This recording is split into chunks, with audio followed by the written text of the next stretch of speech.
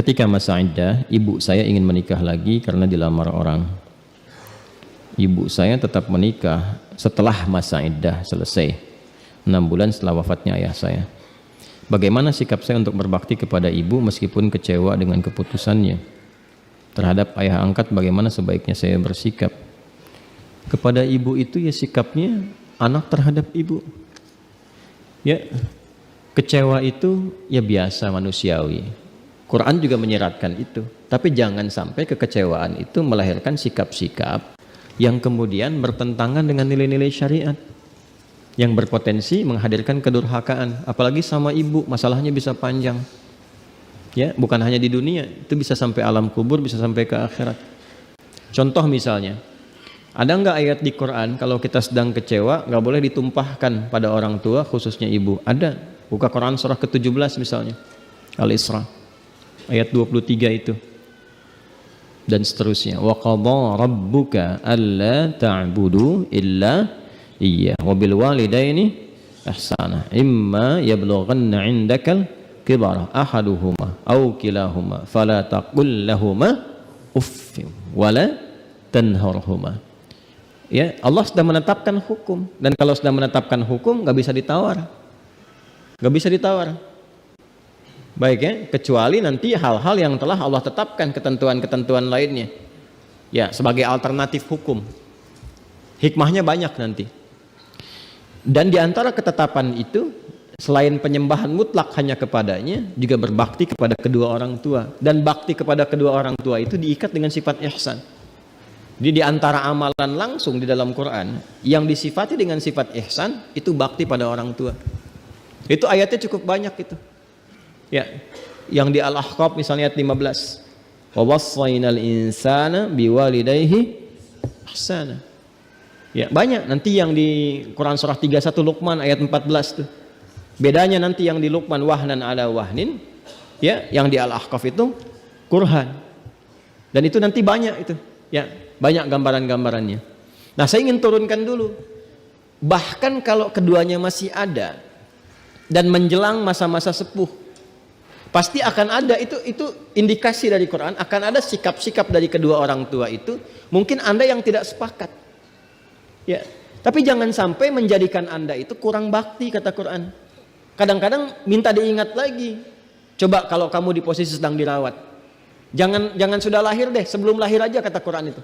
Ya, misal di Quran surah ke-31 ayat 14. Wa wassaynal insana biwalidayhi baik hamalathu ummuhu wahnan ala wahnin. Itu yang di Luqman. Yang di Al-Ahqaf wa wassaynal insana biwalidayhi ihsana. Jadi ke orang tua itu, kata Quran, kalau ada yang kurang berkenan, ingat kamu deh. Ini Allah yang nyampaikan. Semasa dikandung, jangan dulu lahir. Bagaimana beratnya mengandung itu. Jadi di Luqman ayat 14 disebut wahnan ala wahnin. Ya, wahnan ala wahnin itu sesuatu beban yang sangat luar biasa. Sampai, mohon maaf ya, sampai yang merasakan di satu titik, tapi dampaknya bisa ke semua titik. Ya, Anda pernah olahraga angkat beban kan? Angkat beban itu kan yang diangkat itu di pundak, tapi kan tumpuannya ke semua ya. Nah, itu diilustrasikan begitu. Ketika seorang perempuan mengandung, itu rasanya bisa kemana-mana. Dan kadang-kadang nggak nyaman. Tapi dalam situasi nggak nyaman pun nggak bisa disimpan dulu misalnya. Ya, nih mamah mau masak sebentar ya, ada istirahat dulu, nggak bisa. Itu 9 bulan 10 hari kurang lebih dibawa dan seterusnya. Dan ada rasa-rasa tidak nyaman pun ditahan. Miring kanan nggak sulit, kiri juga susah dalam tidur, ya, dan seterusnya. Nah, situasi itu dibawa kepada kita anaknya untuk berpikir. Jadi kalau kamu mau marah, kamu mikir dulu. Kalau mau berkata pun mikir dulu, apalagi harus sampai membentak, berkata yang kasar. Ya, karena ibumu pun saat mengandung kamu itu normalnya nggak pernah bentak-bentak kamu. Ya, apa sih nendang-nendang dulu, misalnya kan nggak begitu kan? Sudah kerasa nih nendang-nendang, malah yang keluar kan kalimat-kalimat yang halus. Ya, yang paling dahsyat tuh begini, bahkan ketika engkau sukses pun dan orang tua kadang nggak minta, kamu mungkin nggak sadar saham kamu itu mungkin cuma 30%, 70%-nya itu ya bapak ibu kamu. Makanya ketika kamu sukses, bahkan usia 40 tahun sudah sukses, dapat ini dapat itu, kamu jangan lupakan mungkin Saham terbesar kesuksesan kamu itulah doa ibu kamu yang menangis setiap pertengahan malam. Itu keberkahan bapak kamu tuh, yang walaupun cuma menggarap sawah, kebun, serabutan kerjanya, tapi halal. Itu yang dipakai untuk menjadi pondasi kamu sampai sukses kuliah. Sampai keluar, ngayuh beca, ya, keringatnya keluar. Sampai kamu sukses, kamu dibanggakan orang, kamu diviralkan, IPK 4 sekian, pekerjaan mudah, aksesnya hebat dan sebagainya. Itu dapatnya semua itu, saham terbesarnya itu bapak ibu kamu. Makanya kalau ada orang yang merasa sukses, jangan dinisbatkan pada dirinya sendiri dulu.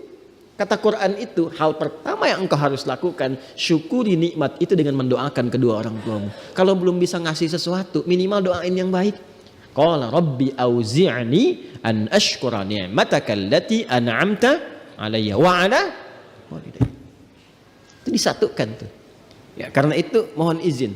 Kecewa, tidak nyaman itu biasa. Itu biasa. Tapi jangan sampai kekecewaan itu menghilangkan sifat kasih dan sayang yang sudah tertanam bahkan sejak di alam rahim. Jelas ya? Jangan sampai ada satu nila setitik menghancurkan susu sebelangga. Ya, itu kan peribahasanya. Jangan sampai kemudian ada sikap 1-2 saja yang menghilangkan. Kadang-kadang gini, tidak hanya anak dengan orang tua, hubungan suami istri juga begitu. Dengan teman-teman sahabat juga begitu. Masa karena persoalan yang terjadi dalam 5 menit Anda lupa punya hubungan 50 tahun? Apa selama 50 tahun itu semuanya jelek semua? Apa Anda bersahabat selama 5 tahun itu nggak ada senang, yang nggak ada baik, yang nggak ada berbaginya, sampai hilang kemudian hanya karena persoalan 5 menit? Kalau melanggar syariat baru diluruskan. Itu pun dengan cara yang halus. Nah, ini yang dilakukan sudah tepat, misalnya nggak ada persoalan. Persoalan Anda tidak sepakat misalnya dengan pasangan yang dinikahi atau menikahi ibu Anda, maka itu akan melalui proses. Karena kalau sudah Allah tetapkan, pasti ada hikmah di dalamnya. Maka dari situ yang terakhir, Quran surah kedua Al-Baqarah ayat 216. Kutiba alaikumul qitalu wa huwa kurhul lakum. Wa asa an takrahu syai'an wa huwa khairul lakum. Wa asa an tuhibbu syai'an wa huwa syarrul lakum. Wallahu ya'lamu wa antum la ta'lamun. Diwajibkan bagi engkau memerangi perasaan dirimu. Ya, dalam konteks ini, ayo arahkan kepada berpikir yang positif. Karena Allah sudah menetapkan sesuatu. Boleh jadi yang kamu rasakan kurang disukai itu, kecewa dan ungkapan lainnya, di balik itu ada hikmah besar yang belum kau sadari. Ada kebaikan bahkan untukmu. Dan di balik yang ideal yang kau harapkan itu tersimpan sesuatu yang kau tidak tahu, mungkin membahayakan untuk kehidupanmu. Apa logikanya? Allah tahu masa depan, kamu hanya berpikir yang sekarang. Karena itu kalau Anda tanyakan bagaimana terhadap ayah angkat, ya, bagaimana saya sebaiknya bersikap? Mungkin bukan ayah angkat di sini ya, tapi lebih kepada ayah yang telah menikahi ibu. Bagaimana sikapnya? Ya, sikapnya berbakti. Seperti bakti Anda kepada ibu, berbakti kepada ayah. Karena dengan menikahi ibu Anda itu sudah ada hubungan mahram di antara keduanya.